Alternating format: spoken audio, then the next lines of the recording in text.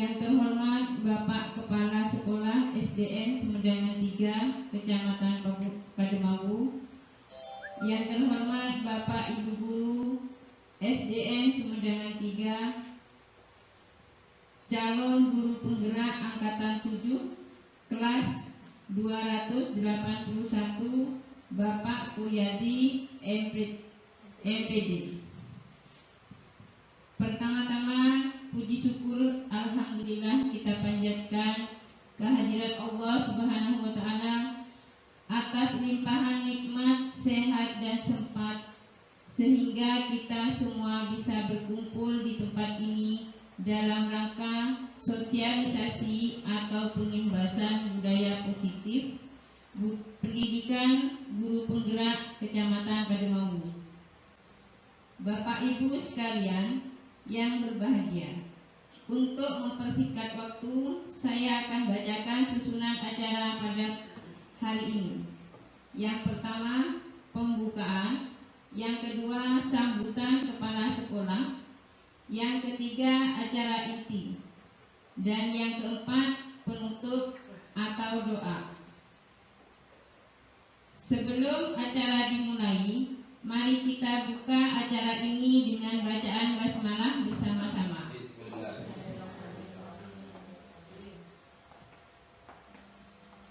Yang kedua, sambutan kepala sekolah SDN Sumedang 3 kepada Bapak Jauhari SPD MPD, kami persilahkan. Assalamualaikum warahmatullahi ta'ala wabarakatuh.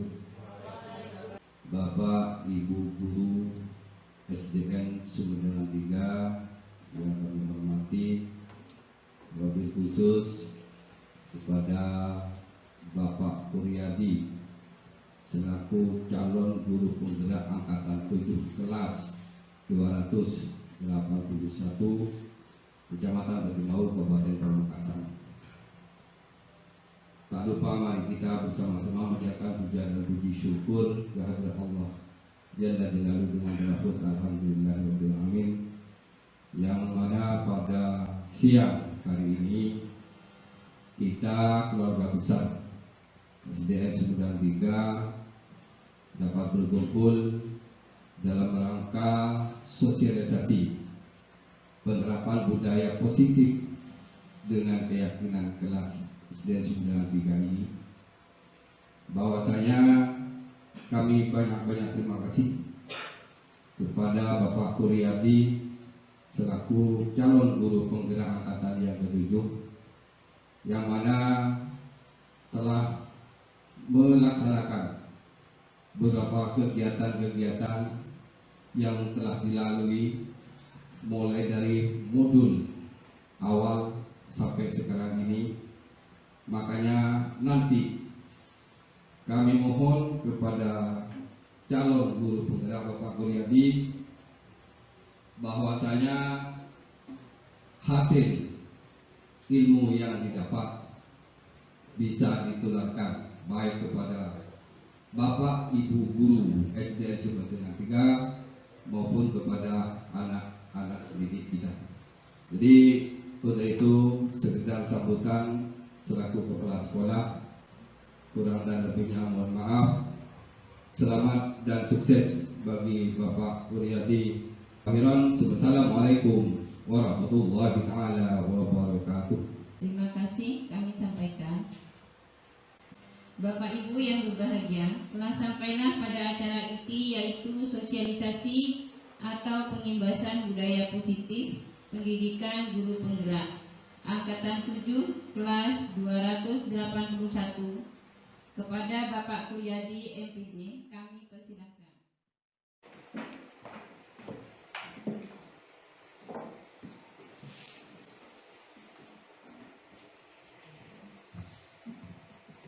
Bismillahirrahmanirrahim. Assalamualaikum warahmatullahi wabarakatuh. Alhamdulillahirabbil alamin wa bihi nasta'inu ala umuri dunya waddin. Shalatu wassalamu ala asrofil anbiya'i wal mursalin sayyidina Muhammad wa ala alihi wa sahbihi ajma'in. Yang terhormat Bapak Kepala SDN Sumedang 3 ya Allah segenap dewan guru. Alhamdulillah puji syukur kepada Allah Subhanahu wa taala karena sampai saat ini kita semua masih diberikan kesehatan dan kesempatan oleh Allah Subhanahu wa taala sehingga kita dapat melaksanakan sosialisasi penerapan budaya positif bersambung keyakinan kelas ini di Sumberjaya 3 dengan sehat walafiat. Bapak Ibu, perkenalkanlah saya Kuryadi MPD selaku calon guru bergerak angkatan ke-7 Kabupaten Pamekasan dengan pengajar praktek Bapak Muhammad Saleh SPD dan fasilitator Bapak Midin MPD. Baiklah Bapak Ibu, tujuan dari pelaksanaan pengimbasan ini yang pertama adalah kami sebagai calon guru penggerak diberi tugas untuk mengimbaskan atau menyosialisasikan kepada Bapak Ibu semuanya tentang modul 1.4 yaitu budaya positif. Yang kedua adalah memberikan sedikit ilmu kepada Bapak Ibu yang telah saya dapatkan khususnya modul 1.4 tentang budaya positif. Terus yang ketiga, untuk melaksanakan budaya positif di sekolah tidak bisa saya sendirian Bapak Ibu, tapi bagaimana kita berkolaborasi, bekerja sama dengan yang baik bersama Bapak Ibu semuanya untuk melaksanakan budaya positif yang ada di sekolah ini. Bapak Ibu semuanya, sekarang ini waktunya sudah siang, tapi kita semangat Bapak Ibu ya.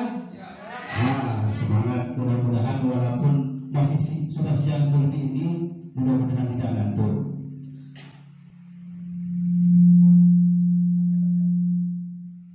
Nah, sebelumnya saya ucapkan selamat datang di SDN Sumberjaya 3 dengan logo Mega Berseri.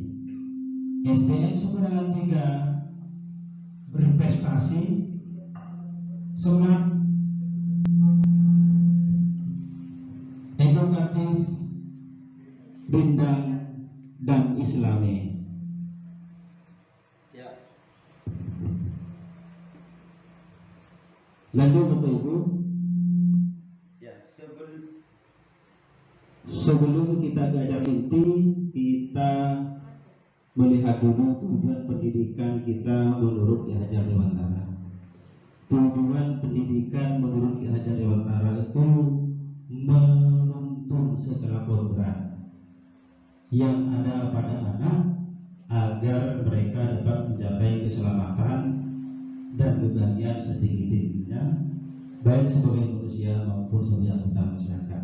Jadi dalam hal ini seorang guru itu tugasnya menuntun Bapak Ibu, menuntun potensi kodrat yang sudah ada pada diri anak itu, bagaimana anak dapat mencapai cita-cita yang diinginkan agar mereka tidak salah arah, karena pada intinya itu seorang anak sudah punya potensi dalam dirinya sendiri.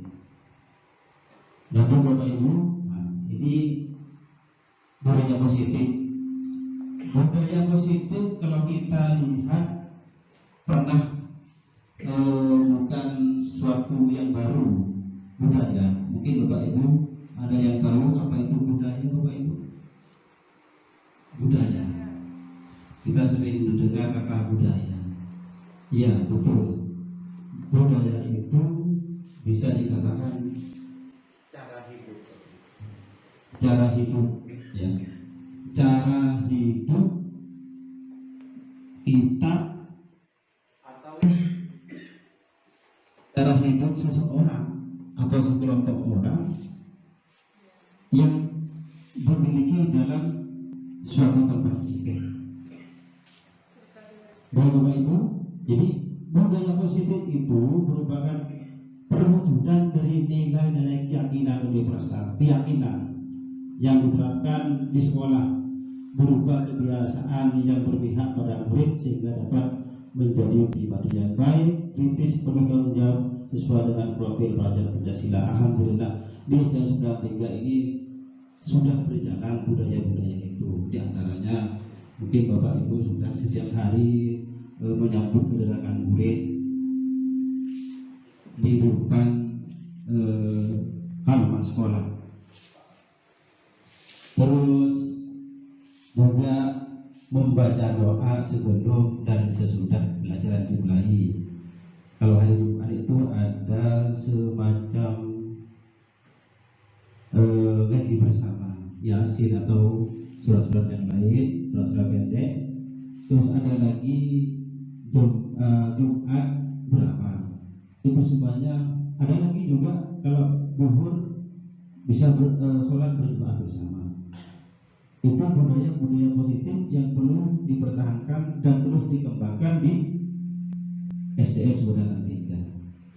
Untuk eksplorasi konsep budaya positif ini Bapak Ibu terdiri, saya mengangkat 6 poin. Yang pertama, disiplin positif dan nilai-nilai kebajikan universal. Yang kedua, kebutuhan dasar manusia. Yang ketiga, keyakinan kelas. Yang keempat, teori motivasi, hukuman, penghargaan, dan restitusi. Yang kelima, 5 posisi kontrol. Dan yang keenam, segitiga restitusi. Nah, ini selama kurang lebih 1 jam ke depan saya akan menjelaskan beberapa poin penting dalam konsep ini. Karena Bapak Ibu terus terang budaya positif ini 2 minggu. Saya pelajari selama 2 minggu, tapi ini saya berikan kepada Bapak Ibu 1 jam. Berarti saya akan menyaring hal-hal yang paling penting dalam konsep budaya positif ini. Baik Bapak Ibu, saya lanjutkan. Nah, sekarang kita ke disiplin positif. Mungkin Bapak Ibu juga sudah mendengar disiplin, kata disiplin. Kira-kira apa Bapak Ibu disiplin itu? Patuh, iya, kata lahir patuh. Terus ada lagi sportif. Sportif bisa berupa aturan, bisa, atau menaati aturan atau norma. Nah, ini Bapak Ibu, disiplin itu merupakan cara penerapan disiplin untuk bertujuan menumbuhkan kesadaran serta memberdayakan kesadaran untuk melakukan suatu tanpa penghargaan. Jadi tidak usah penghargaan, dia sudah berdisiplin sendiri Bapak Ibu, tanpa penghargaan, tanpa ancaman atau tanpa hukuman. Itu namanya disiplin. Kita lanjut. Ya, sebagai pendidik kita mengarahkan anak-anak itu mempunyai disiplin diri sehingga berperilaku dan mengacu pada nilai-nilai universal. Jadi bukan motivasi ekstrinsik tapi motivasi intrinsik. Intrinsik itu motivasi dari mana Bapak Ibu? Dari dalam tubuh, dalam diri anak itu sendiri. Namun dalam budaya kita terkadang kata disiplin itu berubah menjadi sesuatu yang dilakukan seorang untuk mendapatkan kepatuhan. Patuh itu sudah salah konsep. Dengan ketidaknyamanan, kalau kamu tidak disiplin, seakan-akan disiplin itu tidak nyamanan. Padahal disiplin itu dilakukan dengan kita menghargai diri sendiri untuk mencapai suatu tujuan yang sangat mulia. Kita lanjut Bapak Ibu. Nah, sekarang kita lanjut ke nilai-nilai kebijakan universal. Nilai-nilai kebijakan universal itu merupakan tujuan mulia yang ingin dicapai setiap individu tanpa dilatar belakangi oleh lintas bahasa, suku bangsa maupun agama. Ya, jadi seperti keselamatan, terus kesehatan, terus apalagi itu tanggung jawab, itu merupakan nilai-nilai kebijakan universal. Menurut Dr. William Glasser, setiap perilaku perbuatan memiliki suatu tujuan. Nanti akan dijelaskan lebih lanjut. Terus Diane Glosser juga menyatakan bahwa dengan mengaitkan nilai kebajikan yang dimiliki seseorang, maka motivasi intrinsiklah yang terbangun sehingga memberikan motivasi dari dalam diri murid itu sendiri. Jadi Bapak Ibu mungkin yang sudah melaksanakan kurikulum Merdeka ini sudah tahu nilai-nilai kebajikan yang dicapai anak dengan profil pelajar Pancasila. Kira-kira ada berapa Bapak Ibu masih ingat kemarin waktu ada pelatihan? Ada berapa profil pelajar Pancasila? Ada yang masih ingat Bapak Ibu? Ada? Iya betul, ada 6. Ada 6. Ya ini. Ya, yang pertama adalah beriman, bertakwa, kepada Yang Maha Esa, dan yang mulia. Ini profil pelajar Pancasila ini harus terus digalakkan di sekolah-sekolah. Memang ini tidak boleh sepotong-potong. Ini harus berketerkaitan. Yang kedua mandiri, yang ketiga bergotong royong, yang keempat berkebinekaan global, yang kelima bernalar kritis, dan yang keenam kreatif. Ini harus dilakukan kepada murid-murid kita. Ya. Apa arti keenam itu? Yang pertama beriman dan bertakwa kepada Tuhan Yang Maha Esa dan berakhlak yang mulia. Jadi dalam diri ini murid diharapkan dapat mengamalkan nilai-nilai Pancasila, percaya dan menghayati keberadaan Tuhan, memperdalam ajaran agamanya yang tercermin dalam kehidupan sehari-hari, terus menghargai segala bentuk ciptaan dengan baik hubungannya dengan Tuhan, dengan sesama manusia, dan dengan alam. Lanjut Bapak Ibu. Yang kedua berkebinekaan global. Apa artinya? Nah, jadi seorang murid dalam kebinekaan global itu memiliki identitas diri yang matang, mampu menunjukkan dirinya sebagai representasi budaya luhur bangsa serta terbuka terhadap keberagaman. Ya, Bapak Ibu, kita lanjut ke gotong royong. Ini profil Pancasila yang ketiga, gotong royong. Jadi siswa mampu berkolaborasi dengan orang lain secara proaktif. Ya Bapak Ibu. Lanjut lagi ke mandiri. Mandiri, mempunyai prakarsa atas dirinya sendiri yang didasari pada penggunaan kekuatan yang serta keterbatasan dirinya.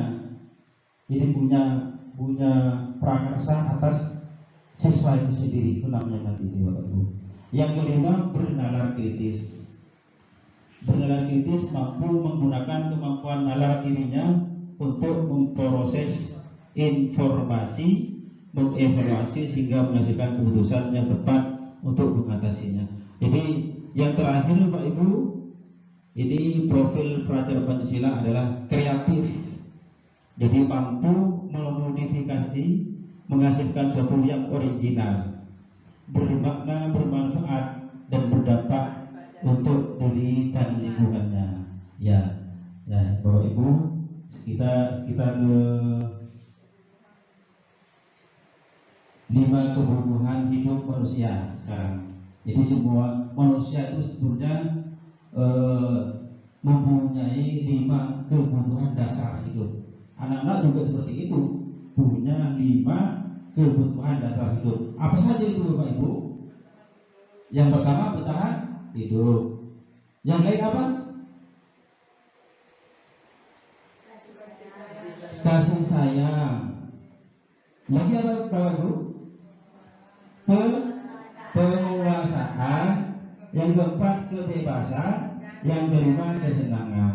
Jadi kalau 5 kebutuhan dasar hidup ini tidak terpenuhi, maka manusia itu akan kekurangan, akan menjadi bermasalah.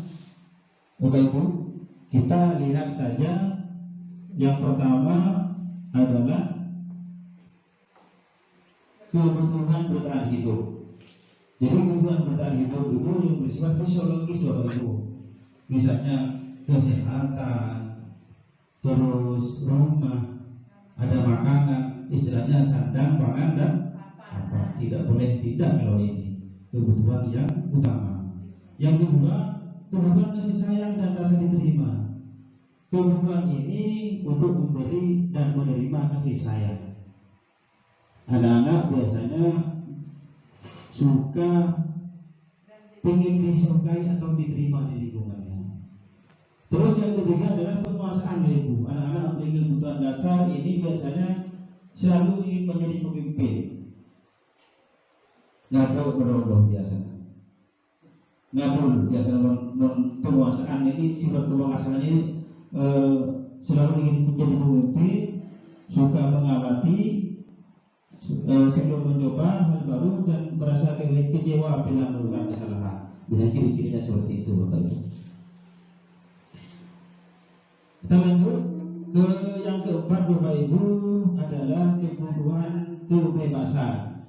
Sudah pada tentu manusia itu butuh kebebasan. Anak-anak dengan kebutuhan kebebasan ini menginginkan suatu pilihan, bukan hanya satu tujuan atau keinginan, tapi banyak pilihan. Mereka perlu bergerak, suka mencoba-coba, dan tidak terlalu terpengaruh kepada orang lain. Itu kebebasan. Terus yang kelima, pasti orang punya ingin kesenangan. Kesenangan itu sudah kebutuhan, Bapak Ibu. Malahan kalau kita setiap satu minggu bekerja terus-terusan, otak dan badan kita itu seharusnya juga diberi kesenangan. Kadang mau rekreasi, kadang mau ke hal-hal yang membuat otak itu refresh kembali. Ya. Anak juga demikian, mereka ingin mencari kesenangan dengan bermain, tertawa. Anak-anak ini menikmati apa yang dia lakukan. Mereka juga ingin berkonsentrasi tinggi saat mengerjakan yang disenangi. Jadi ini adalah bentuk-bentuk kebutuhan, 5 kebutuhan dasar yang dimiliki. Contoh kasus, Bapak Ibu. Ada anak kelas 2 bernama Doni. Waktu istirahat selalu mengambil bekal temannya. Bagaimana sebagai guru menangani kasus ini? Iya, menasihatinya. Mungkin sebagai guru, terkadang saya pribadi langsung coba jadi langsung memarahi atau menasihati boleh. Tapi sebetulnya Bapak Ibu, Doni ini ada 5 kebutuhan dasar yang tidak terpenuhi sebetulnya. Memanggil Doni, kalau dia, Don, kenapa kamu tadi kok dalam istirahat sebelum bekal temannya semua diambil? Iya Pak, saya kata dikasih bekal sama orang tua, sama ibu. Berarti kebutuhan dasar apa yang kurang? Bertahan hidup. Kalau misalkan jawabannya, kamu ada bekalnya? Ada Pak, ini barangnya bagus. Terus kok selalu mengambil? Iya Pak, biar dia seakan-akan kebebasan, perlu bebas. Jadi bukan karena dia kurang bekal, tapi ingin kebebasan. Jadi banyak hal yang melatar belakangi mengapa Doni mengambil bekal temannya. Jadi harus tahu Bapak Ibu, harus memanggil seperti itu. Tapi sebagai guru, saya pribadi saja tidak seperti itu. Langsung kiri, langsung jangan bola seperti itu. Bagaimana ke depan budaya positif ini mari kita sampai dalam terapkan. Walaupun kita bukan guru yang bagus, betul Bapak Ibu, tapi minimal kita berubah sedikit-sedikit. Nanti ada hal-hal yang materi yang juga lebih bagus Bapak Ibu. Ini mengetuk diri kita sebagai pendidik. Apakah sudah benar kita menjalankan tugas sebagai guru mulai dari sampai sekarang? Apakah memang sudah salah kita menerapkannya? Nah, kita lanjutkan Bapak Ibu. Nah, tapi sebelumnya ini ada keyakinan kelas Bapak. Keyakinan, yakin. Kalau sudah yakin, apapun kata orang tidak mau tahu. Yakin. Makanya mengapa keyakinan kelas? Kok keyakinan kelas ya? Ini. Mengapa keyakinan kelas?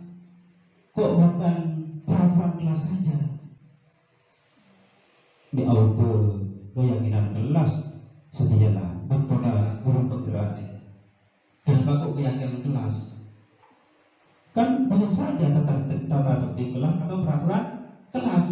Iya Bapak Ibu. Mari kita jawab dengan pertanyaan. Mengapa kita memiliki peraturan tentang penggunaan helm pada saat mengendarai kendaraan roda 2? Mungkin jawaban kita kalau tidak ya Pak, karena itu aturan.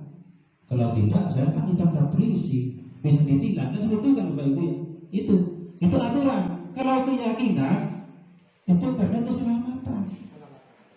Walaupun tidak polisi, kita berjalan bukan di tempat kota atau di desa, kalau sudah menyangkut keselamatan pasti dipakai. Pasti kita memakai helm. Kenapa kamu kok pakai helm? Padahal ini kan jalan, bukan jalan raya. Keselamatan. Kalau sudah yakin keselamatan tanpa disuruh Bapak Ibu, itu bukan aturan, tapi keyakinan kita. Itu ada pertanyaan lagi, mengapa kita memiliki peraturan tentang penggunaan masker dan mencuci tangan setiap saat? Jadi keyakinan kita itu karena kesehatan dan keselamatan. Cuci tangan itu karena kesehatan, bukan karena aturan COVID pakai masker, cuci tangan. Kalau sekarang kan rame-rame COVID tidak ada, nggak usah cuci tangan, semuanya bebas. Padahal kalau sudah menyangkut keyakinan kelas, keyakinan kita, walaupun ada COVID atau tidak, tetap memakai masker atau mencuci tangan. Kenapa itu keyakinan? Bagaimana Bapak Ibu? Paham atau tidak ya? Iya, itu. Ya, seperti Pak ini sudah keyakinan ini. Pakai masker bukan karena aturan, tapi keyakinan Pak Heri ini kalau berjalan di tempat jalan raya berdebu itu juga ya. Bukan adanya COVID. Ya, tapi karena keyakinan kita. Untuk membuat keyakinan kelas itu Bapak Ibu kita berdiskusi dulu kepada siswa, diskusi curah pendapat bagaimana anak-anak keyakinan kita di kelas yang saya buat ini dibuat dulu ya. Setelah kita berdiskusi dengan siswa, ini Pak kita catat apa yang sedang didiskusikan, menyepakati aturan menjadi keyakinan kelas. Setelah didiskusikan, ayo tulis barang pakai komputer tak tahu Bapak Ibu, ini contohnya. Misalkan ditulis dengan di papan tulis, ayo apa keyakinan kelas kita. Yang ketiga baru menempelkan atau nyabek dinding Ibu, ini keyakinan kelas 1, ini keyakinan kelas 3, misalkan seperti itu. Ya, selanjutnya Bapak Ibu.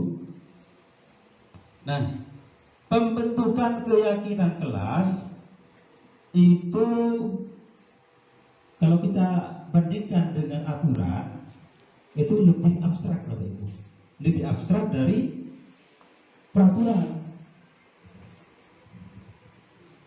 Yang kedua, dibuat dalam bentuk positif, jadi bukan negatif. Dilarang bermain itu tidak. Misalkan dilarang bermain di dalam kelas waktu istirahat, itu bukan seperti itu. Dilarang merokok, dilarang, itu tidak. Kalau keyakinan itu positif semuanya, tidak ada dilarang. Sesuai dengan kondisi kelas di sekolah agar mudah diterapkan. Berupa pernyataan universal, misalkan seperti keselamatan, tanggung jawab, seperti itu. Sedikit saja agar mudah diingat. Dan terakhir, semua warga kelas selalu sekolah dilibatkan saat membuat. Jadi semuanya dilibatkan agar semuanya dapat mematuhi keyakinan kelas itu tadi. Nah, ini Bapak Ibu ada peraturan dan keyakinan. Kira-kira yang kiri ini keyakinan apa yang kanan keyakinan Bapak Ibu? Bapak Ibu untuk tes pemahaman ini. Kira-kira Bapak Ibu yang mana yang peraturan, mana yang keyakinan? Ya.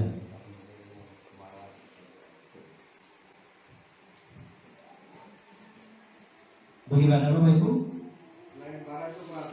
Ya? Yang sebelah barat peraturan. Berarti yang kiri peraturan Pak ya? Yang kanan keyakinan? Ya, ini alhamdulillah. Tepuk tangan untuk Pak ini. Nah, ini betul Pak Ibu. Jadi keyakinan ini yang kanan Bapak Ibu. Ya? Saling menyayangi, kami boleh saling semangat belajar. Itu termasuk keyakinan kelas kita. Bagaimana muridnya? Paham muridnya? Alhamdulillah. Kita lanjut. Ini keyakinan kelas. Ini contoh istilah waktu, ada belajar dan antusias, percaya diri. Ini juga keyakinan kelas. Ada saling menjaga kebersihan dan keindahan, saling menghormati, saling membantu, menghargai guru, menerapkan 5S, gemar membaca dan menulis. Ini contoh keyakinan kelas. Ini perbedaan antara peraturan dan keyakinan. Kalau peraturan, misalkan selalu mengembalikan buku ke tempatnya. Keyakinan cukup, tanggung jawab. Tanggung jawab sudah termasuk itu, kembalikan ke bangkunya. Terus kalau ambil sapu pinjam di kelas lain, dikembalikan ke kelasnya. Itu masuk tanggung jawab. Ya, lebih abstrak, lebih luas pengertiannya. Berikutnya, dilarang mengganggu orang lain. Itu keyakinan kelasnya, menghormati orang lain. Dilarang melakukan kekerasan, cukup keselamatan atau menghormati orang lain. Ada dilarang menggunakan narkoba atau dilarang merokok. Keyakinan kelasnya adalah kesehatan. Kesehatan sudah mencakup dilarang merokok, dilarang menggunakan narkoba. Ini termasuk itu ya. Terus bergantian atau menunggu giliran, menghormati orang lain atau bersabar. Menggunakan masker itu sudah termasuk kesehatan atau keselamatan. Jangan berlari di kelas atau koridor, itu masuk keamanan atau keselamatan. Begitu Bapak Ibu. Kita lanjut dengan materi berikutnya, yaitu motivasi perilaku manusia. Nah, jadi manusia itu harus dimotivasi. Apa motivasi itu Bapak Ibu? Kira-kira sering kita mendengar bahwa kita seorang guru harus terus memotivasi diri, memotivasi diri atau memotivasi orang lain. Dorongan, arahan. Iya. Jadi motivasi itu Bapak Ibu berupa dorongan. Ya. Dorongan yang timbul dari diri seseorang secara sadar atau tidak sadar untuk melakukan sesuatu tindakan dengan tujuan tertentu. Itu motivasi. Motivasi itu Bapak Ibu dibedakan menjadi dua. Ada motivasi apa tadi itu? Motivasi dari dalam dan dari luar. Ekstrinsik dan intrinsik. Ya, menurut Dave Dawson itu kita membedakan motivasi itu 3 tingkatan. Tingkatan terendah itu untuk menghindari ketidaknyamanan atau hukuman. Jadi orang melakukan sesuatu itu karena takut dihukum, takut tak nyaman. Nah itu tingkatan paling rendah. Ya, murid melakukan disiplin karena ia takut dihukum. Itu motivasi dari luar. Apa yang akan terjadi apabila saya tidak melakukan ini? Tak lapor dia. Saya kok sama ibu. Tak lapor dia hukum. Itu di sini. Itu. Ini bukan motivasi ekstrinsik dari luar murid itu sendiri. Di sini kok. Tidak ke sekolah, macam nah itu hukuman Bapak Ibu. Itu menghindari hukuman. Jadi anak melakukan tugas itu bukan karena timbul karena pengen trauma pintar. Trauma ya hukuman kalau. Loh, bagaimana sekarang itu mengubah perilaku murid murni karena dia mah pengen dia tahu sendiri, itu marilah kita ubah motivasinya itu ke motivasi intrinsik, motivasi dari dalam siswa itu sendiri. Yang kedua, tingkatannya yang di atasnya hukuman itu mendapatkan imbalan atau penghargaan. Mungkin Bapak Ibu mulai dulu berpikir bahwa mendapatkan imbalan itu atau penghargaan itu suatu yang bagus. Sebenarnya tidak, sebenarnya tidak. Karena kalau kita memberikan penghargaan kepada murid dengan bekerja, mereka mengerjakan sesuatu, soal dan sebagainya, karena penghargaan, dia hanya melihat penghargaannya saja. Ya, ini juga apa yang akan saya dapatkan apabila saya melakukan ini, bukan merupakan motivasi intrinsik tapi ekstrinsik. Ya. Nah, ini motivasi yang ketiga, motivasi yang paling tinggi, Bapak Ibu. Jadi bagaimana kita sebagai guru memotivasi murid yang nomor 3 ini untuk menghargai nilai-nilai kebajikan diri sendiri.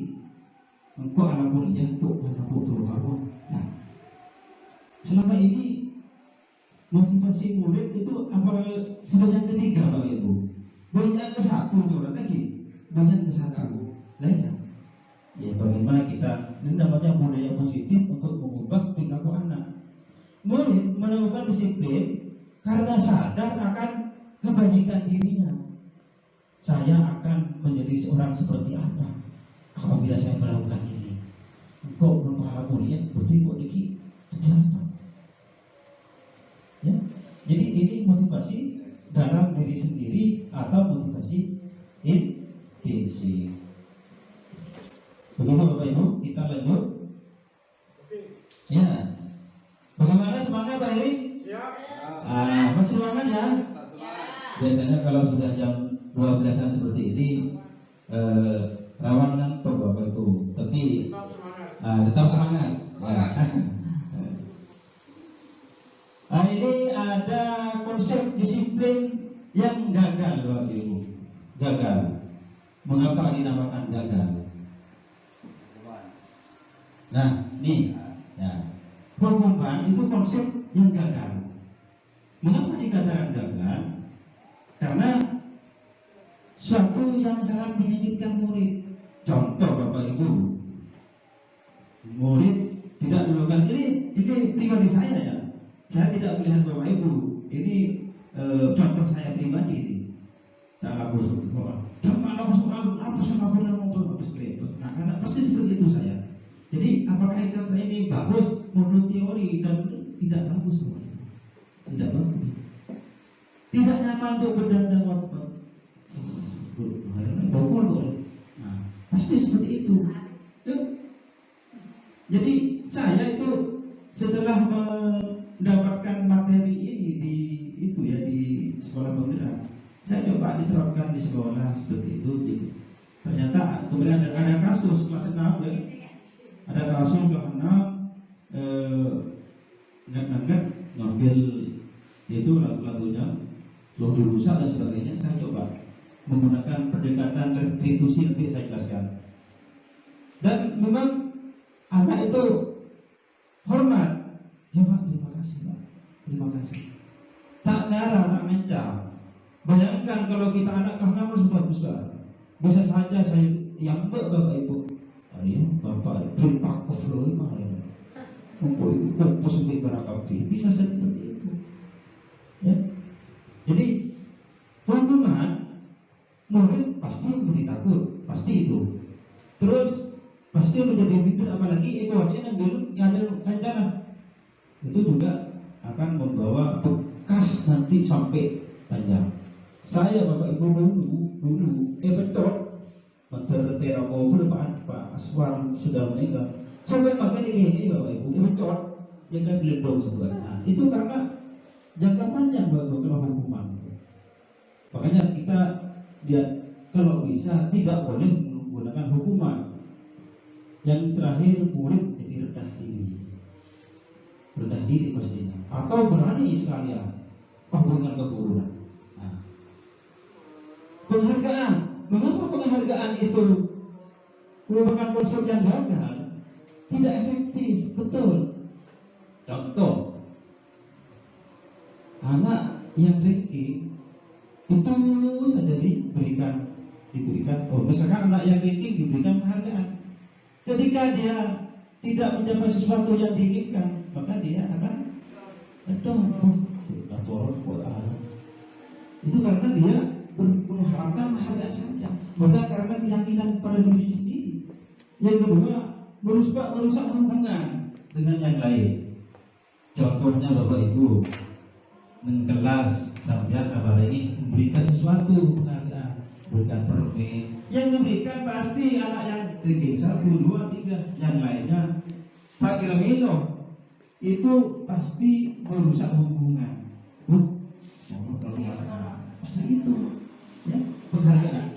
Terus mematikan kreativitas, menghukum dan sistem ranking. Makanya sekarang itu dikaji di kurikulum Merdeka, kurikulum 13 itu tidak ada ranking. Kenapa? Karena tidak boleh. Misalkan yang ranking 1 bernama Ari, ranking 2 bernama, jadi yang lain itu beda.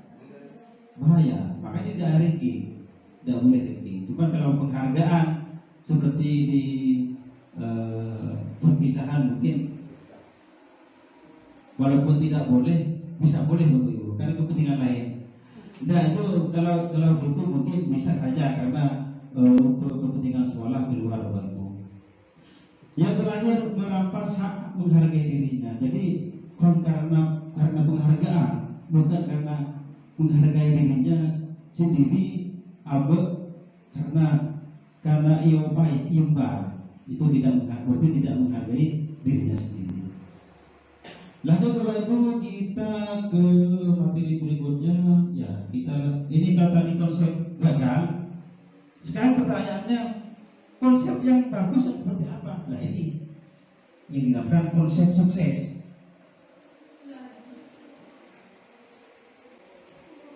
Ya, ini konsep sukses Bapak Ibu. Nah, ada konsekuensi, ada retribusi.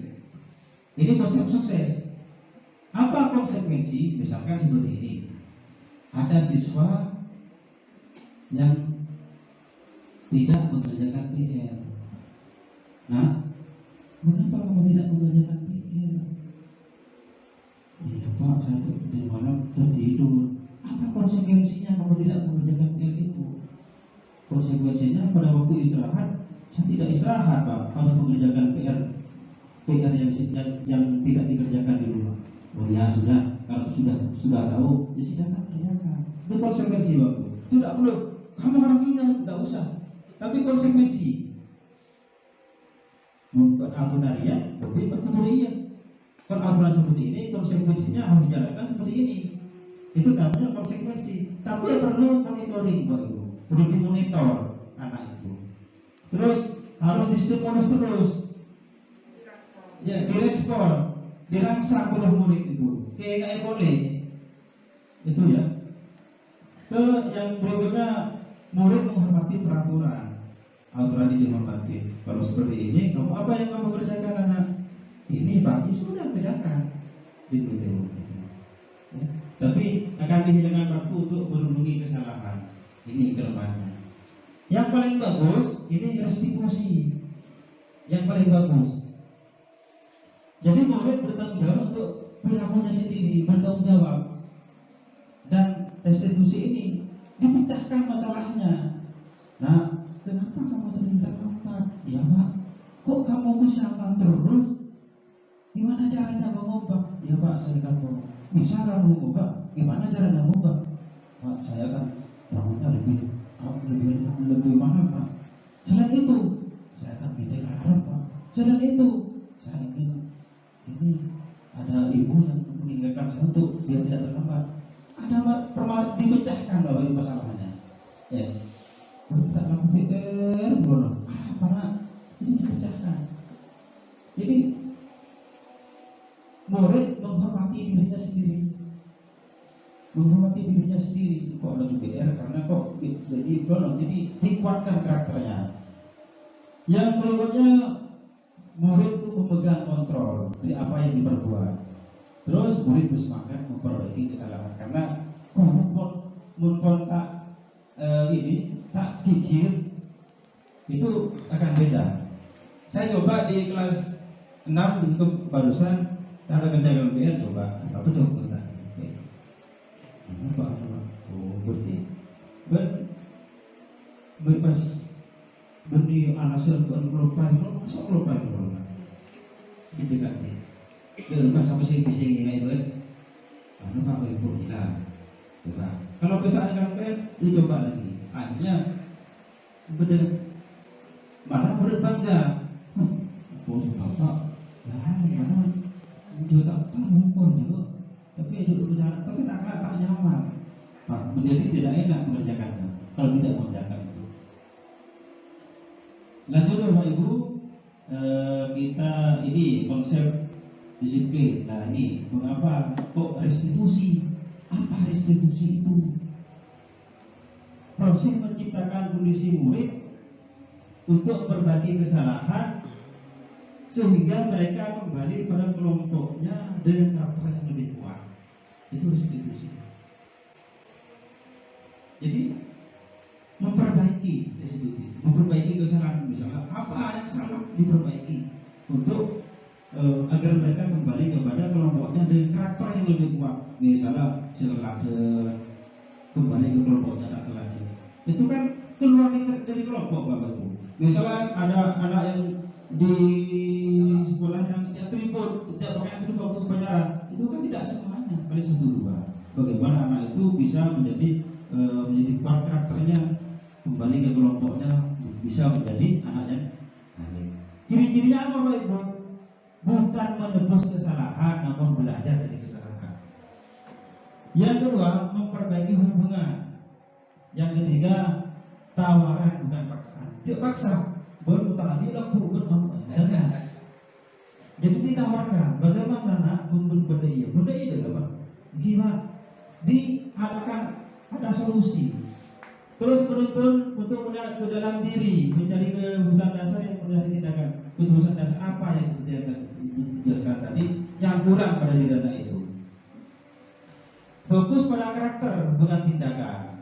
Ya, terus yang terakhir menguatkan dan fokus pada solusi. Kita lanjut.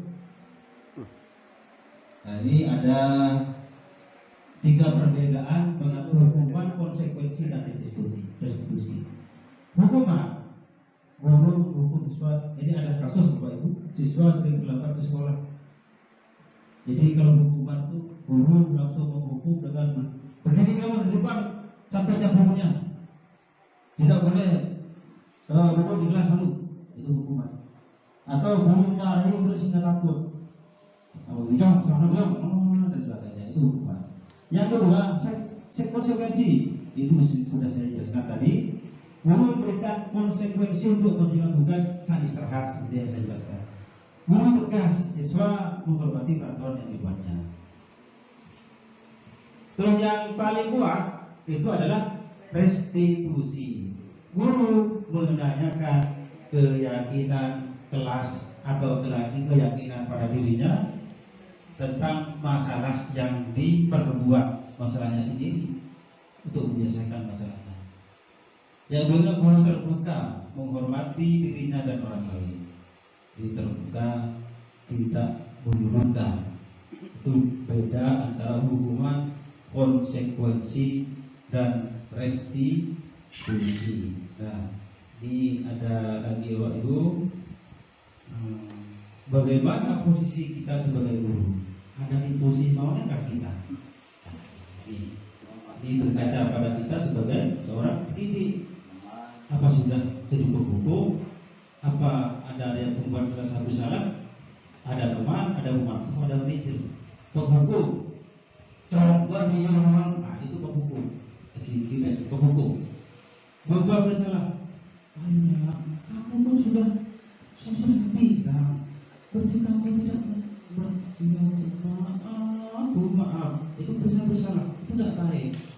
Yang ketiga,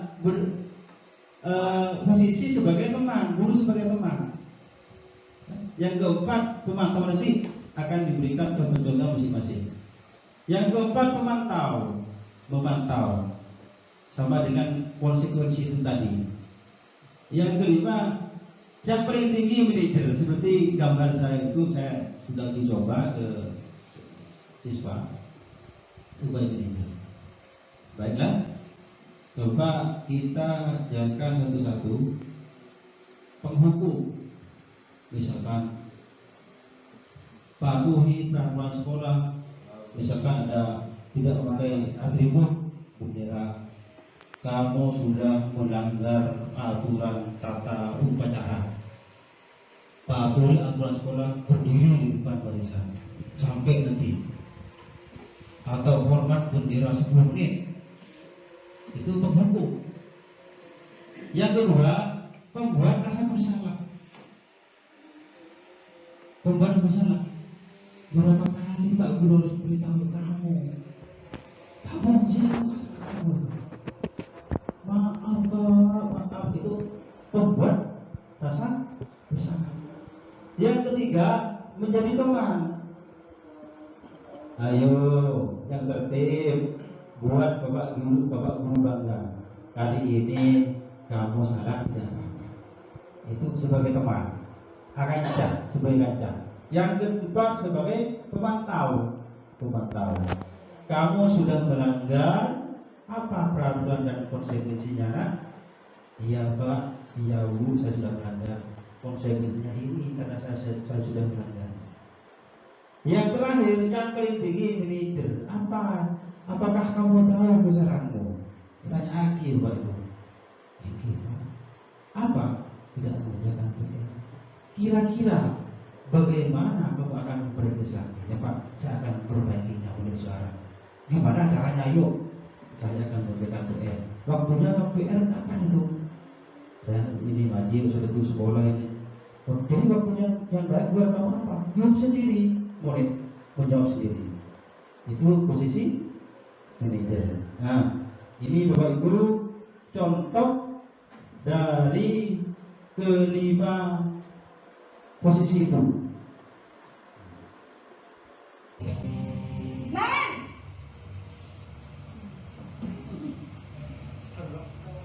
Selamat pagi Bu. Selamat pagi Naren. Maaf Bu, saya terlambat. Iya, sekolah masuknya jam 7, sekarang sudah jam 7.20. Jadi sekarang bagaimana ini Naren? Maaf Bu, saya lupa setel alarm saya semalam. Baiklah, menurut kamu, keyakinan sekolah yang mana yang perlu kamu tingkatkan? Menghargai diri sendiri dan orang lain mungkin ya Bu. Setuju. Jadi, apakah Naren meyakini prinsip saling menghormati tersebut? Iya Bu, saya meyakininya. Apakah Naren bersedia memperbaiki masalah keterlambatan ini? Bersedia Bu. Bagaimana kamu akan perbaiki masalah keterlambatan ini?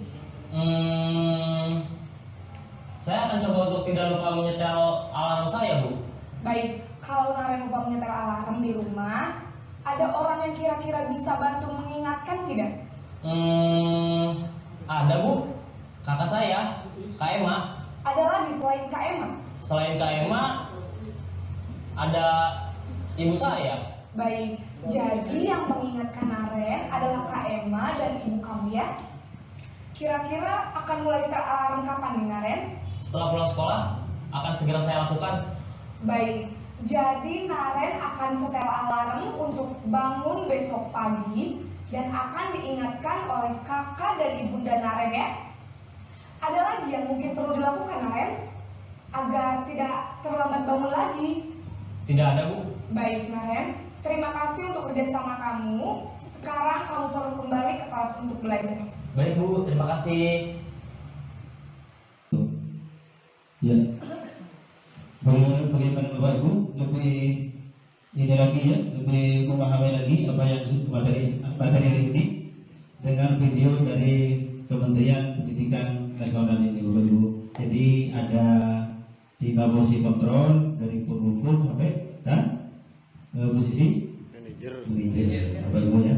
Mudah-mudahan bisa digunakan atau diterapkan di kelas Bapak Ibu masing-masing. Saya lanjutkan lagi. Ini Bapak Ibu ada segitiga restitusi seperti yang tadi itu, ya. Mengapa kok ini misalkan ada permasalahan? Itu kita sebagai guru bagaimana cara mengatasinya atau misalkan dengan segitiga restitusi. Yang pertama, menstabilkan identitas dulu. Misalkan anak-anak bertengkar di luar, dipanggil, distabilkan dulu identitasnya. Anak, kenapa kamu melakukan seperti itu? Ya sudah, nak. Setiap orang pasti pernah melakukan itu. Jadi anak biar tidak down dan tidak ngamuk-ngamuk, distabilkan dulu. Kamu kan satu-satunya orang yang pernah berbuat seperti itu. Bapak juga pernah kok seperti itu. Jadi anak, jadi enak anak itu. Ya. Yang kedua, validasi tindakan yang salah. Coba adakah cara yang lain yang lebih efektif untuk mendapatkan apa yang kamu butuhkan? Atau kamu tentunya punya alasan. Mengapa kamu kok melakukan seperti itu? Kamu kok mengambil dompet temannya? Alasannya apa? Yang terakhir, menanyakan keyakinan. Kamu kan sudah ada keyakinan jelas, sudah kita sepakati. Coba keyakinan apa yang sudah kamu langgar? Pak, tanggung jawab, tidak menghormati orang lain. Ya, jadi kamu ingin menjadi orang seperti apa? Bagaimana caranya mengubah posisi kamu nanti? Itu dengan segitiga restitusi. Ini menyelesaikan masalah Bapak Ibu. Jadi mulai dari menstabilkan identitas, memvalidasi sampai menanyakan keyakinan. Berikutnya, nah ini menstabilkan identitas dulu kalau ada permasalahan. Untuk membuat anak yang merasa gagal karena berbuat salah menjadi positif terhadap dirinya.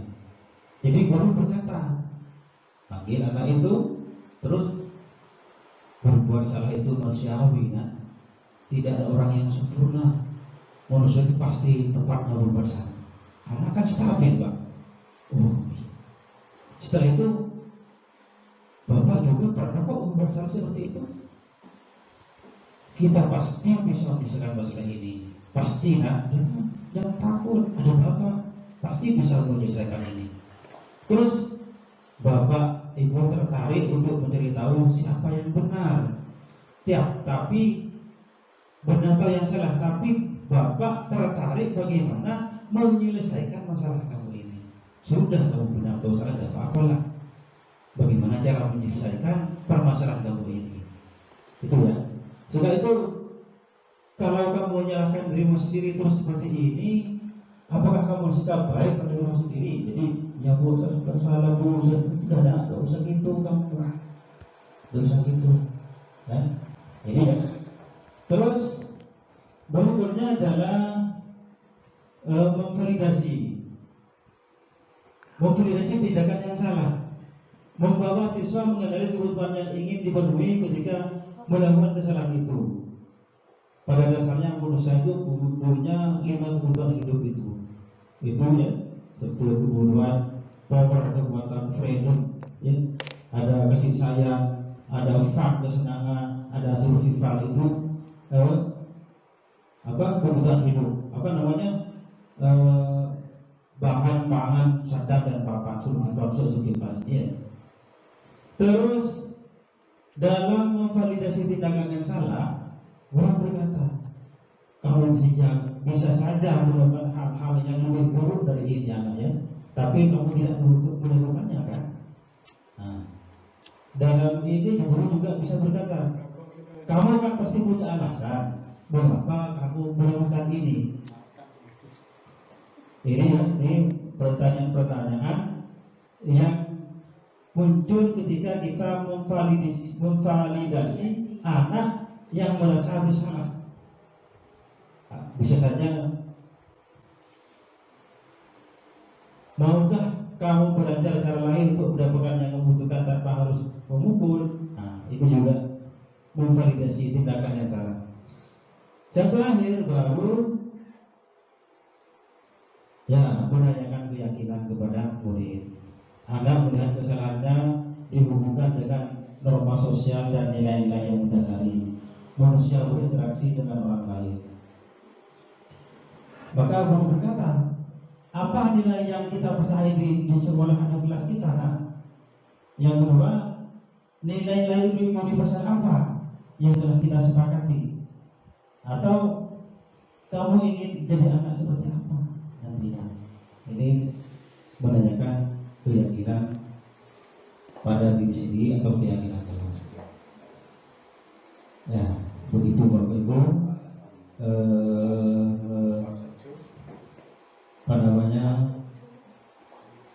Materi budaya positif yang saya dapatkan di guru penggerak khususnya 1.4. Mungkin dari Bapak Ibu ada yang perlu tanya jawab, ada yang tidak dimengerti. Silakan Bapak Ibu, mungkin mic-nya bisa dikasihkan. Dipersilakan. Siapa? Pak Heri, silakan Pak Heri. Assalamualaikum warahmatullahi wabarakatuh. Terima kasih Bapak atas waktunya yang telah diberikan terhadap materi yang bagi kita semua Bapak guru-guru di SD 3 khususnya tentunya mendapat pengetahuan baru dari materi-materi yang tadi disampaikan oleh Bapak Penjati tadi tentang budaya positif. Baru kali ini kita dapat ilmu ini, walaupun sebelum-sebelumnya mungkin sudah agak mengerti, tapi dengan penjelasan dari Bapak Penyaji tadi, Bapak Penjati, kita juga akan semakin paham. Ya, terima kasih Pak. Menginjak pada materi yang ada di dalam budaya positif terkait dengan adanya materi tadi restitusi, Pak. Di sini saya akan bertanya, dengan restitusi itu, apakah bisa dilakukan oleh semua guru yang ada di sekolah, khususnya di Sumber 3, terutama juga bagi kepala sekolah atau warga sekolah yang lain? Terima kasih Pak. Ya, baiklah. Mungkin disebutkan saja. Ada pertanyaan lain mungkin ya, Bapak Ibu.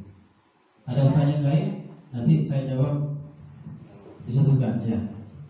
Dua penyanyi saja, dua penanya saja. Assalamualaikum warahmatullahi wabarakatuh.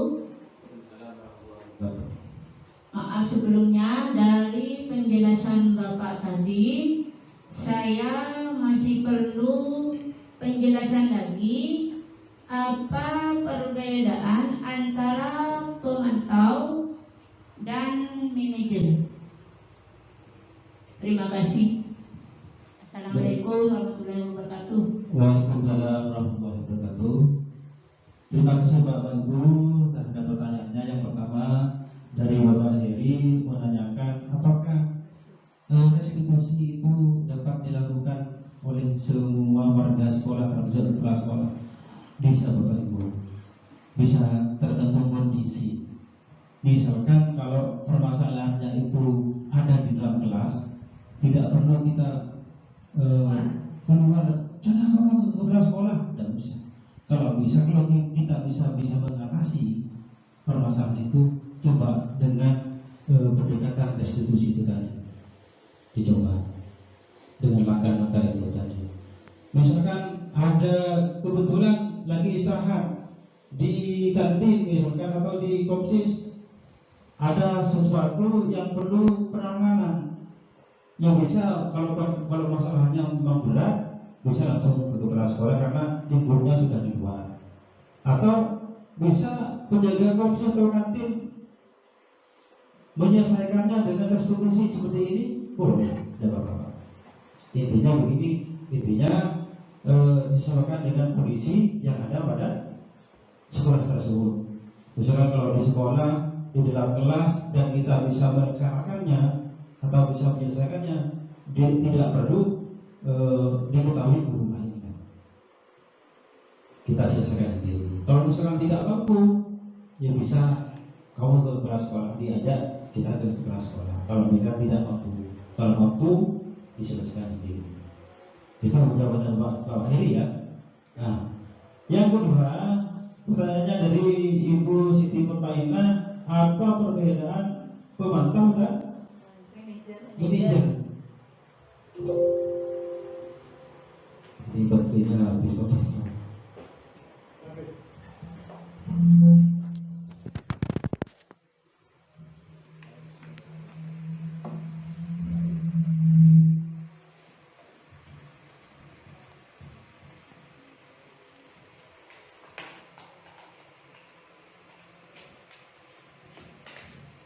Mohon Bapak Ibu ya.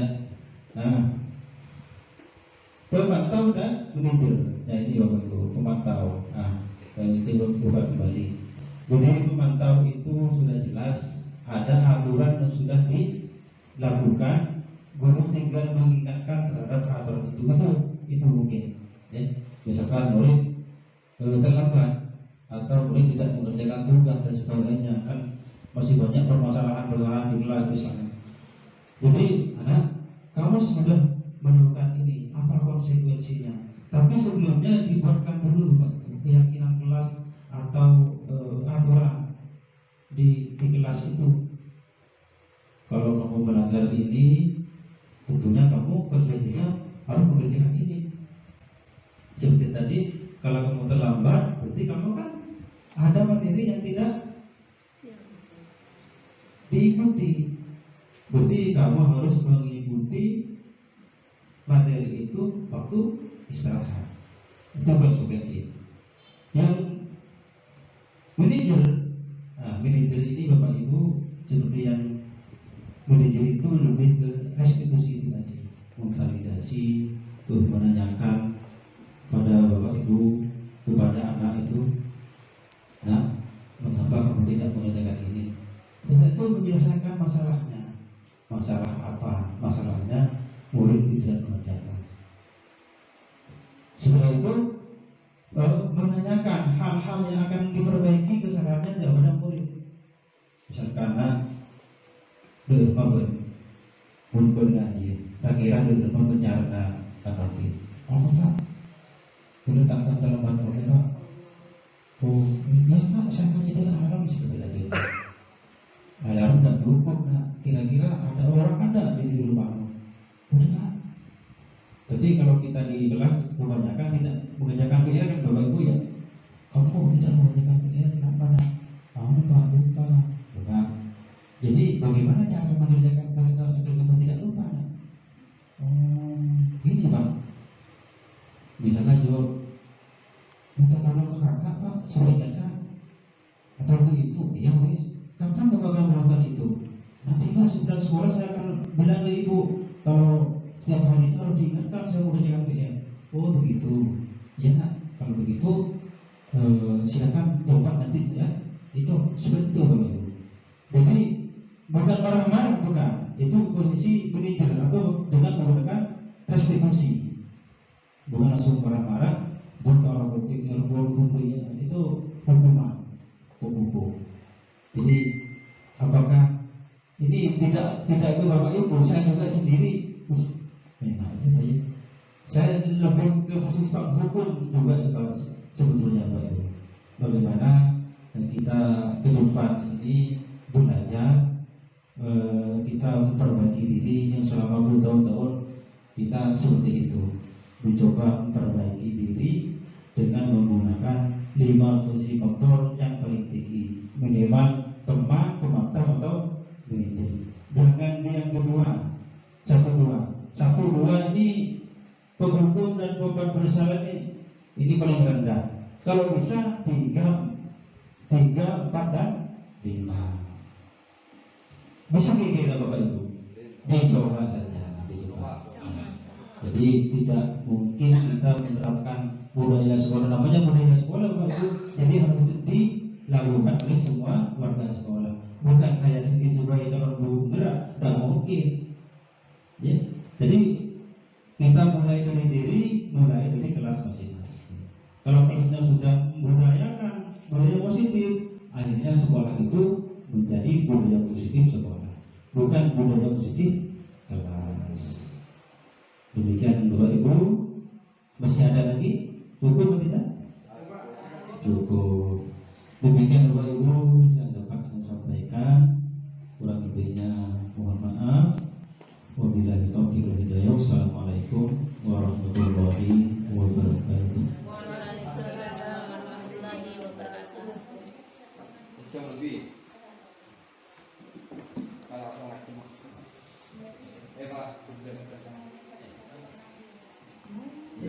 kasih kami sampaikan. Mudah-mudahan dengan adanya sosialisasi ini semoga bisa bermanfaat dan menambah wawasan ilmu bagi kita semua. Amin. Yang terakhir, acara penutup atau doa. Sebelum acara kita tutup, marilah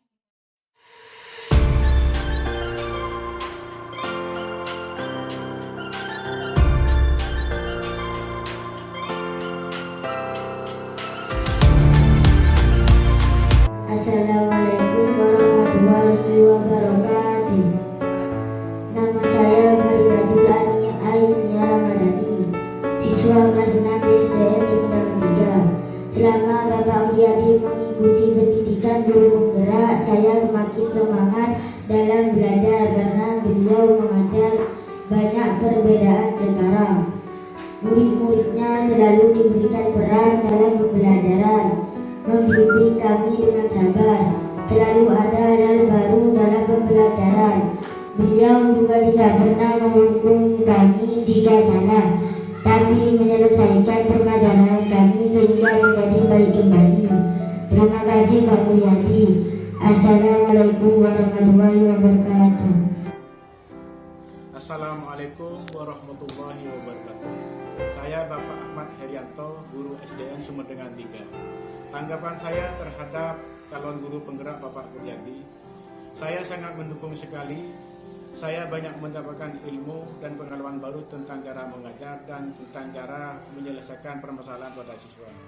Di mana sebelumnya kalau ada permasalahan dari siswa, saya langsung memberikan hukuman. Tetapi dengan adanya sosialisasi dari Bapak Wiyadi ini, permasalahan pada siswa saya selesaikan dengan menerapkan segitiga restitusi. Alhamdulillah, beliau Bapak Wiyadi juga sudah banyak berkolaborasi dengan guru-guru di sini untuk menciptakan budaya positif di SDN Sumedang 3. Terima kasih. Semoga Bapak Wiyadi selalu lancar dan selalu dalam lindungan Allah Subhanahu wa taala. Wassalamualaikum warahmatullahi wabarakatuh. Assalamualaikum warahmatullahi wabarakatuh.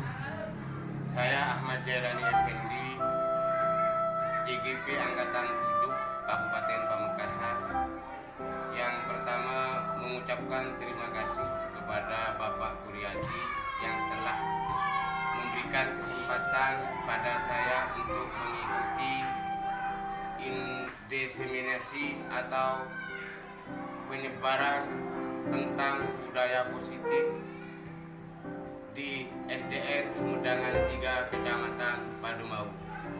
Terima kasih Bapak Wiyadi sebagai calon guru penggerak Angkatan 7 yang telah memberikan ilmunya kepada saya pribadi, juga sebagai calon guru penggerak. Merupakan suatu inspirasi. Mudah-mudahan di sekolah saya bisa melaksanakan apa yang disampaikan oleh Bapak Wiyadi. Terima kasih Bapak Wiyadi. Wassalamualaikum warahmatullahi